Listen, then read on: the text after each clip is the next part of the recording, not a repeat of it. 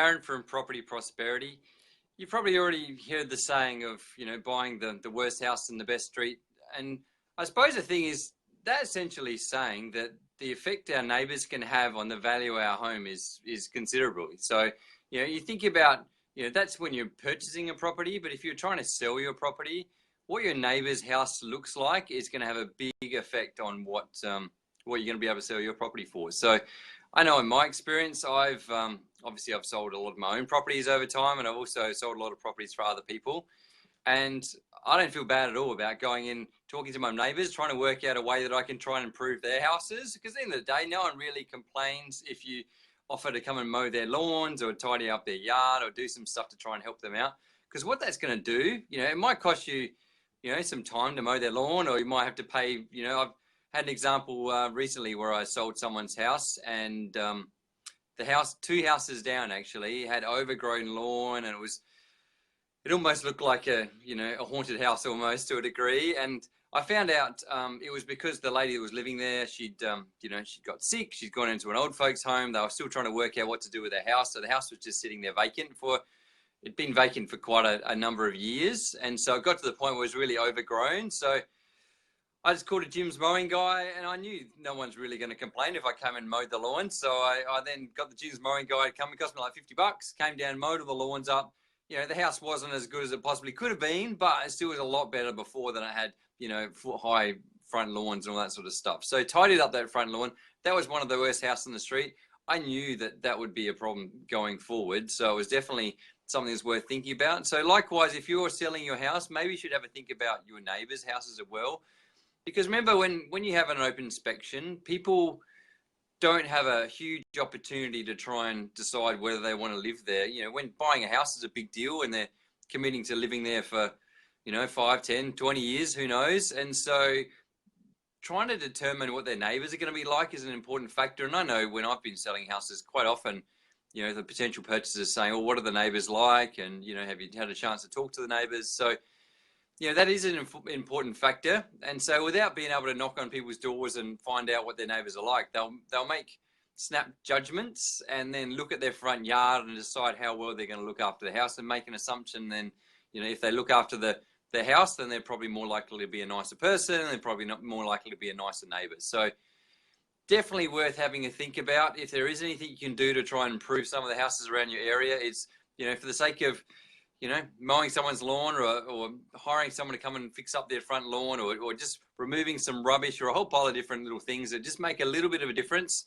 That might not cost you very much, but that might result in, thousands, if not tens of thousands of dollars extra in your pocket. So that's my advice to you. Get out there and have a think about, if you're selling your house, have a look around as if you were, you've spent many, many years living in this house, and you've probably grown accustomed to what your neighbour's house looks like, but understanding that other people look at it with a fresh set of eyes. So perhaps even get some of your friends that haven't seen your house before to come around beforehand and give you their honest opinion on some of the area and things you could do to try and improve things. And so you only have one chance to make a first impression, basically. So if you're having that first impression going to a potential purchaser, that's obviously quite dangerous in the sense that you don't want to scare off a potential purchaser. Hey Irina, thanks for joining.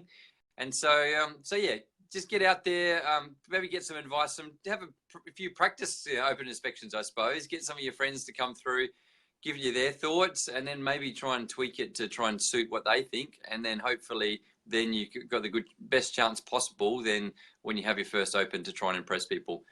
Likewise, if you are an investor and you're looking at buying a property, then use that as a bit of a key. Like I'm telling people when they're trying to sell their property, try and make their house look as nice as possible, and also all their neighbours' houses look as nice as possible. If you've seen someone that hasn't put that effort in, that they maybe have the worst house in the best street. This is the crazy thing. You can actually buy a house at a bargain purely because they haven't made the house look as nice as it possibly can. They haven't mowed the lawn, or they haven't cleared out a whole pile of rubbish, or maybe the house is full of junk. There might be a bit of a hoarder and a heaps of stuff in there. If you can overlook all those things, you've got the opportunity to, a lot of people can't overlook those things. So they might firstly not even come and look at the house in the first place because the agent might be ashamed to put photos, or if they do put photos, they look terrible. So there's less people that turn up to the open in the first place.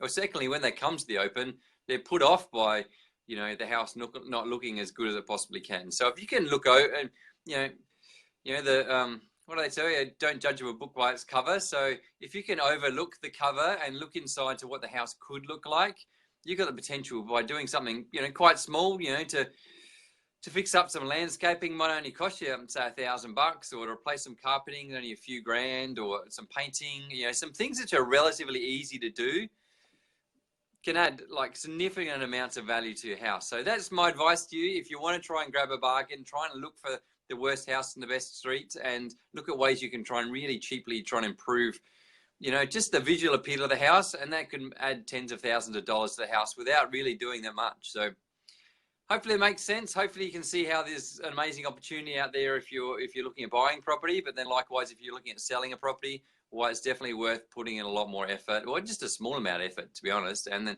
that could add tens of thousands of dollars to your pocket. So if you like what I had to say, click on the like button. If you haven't liked it, still click on the like button because I really appreciate it.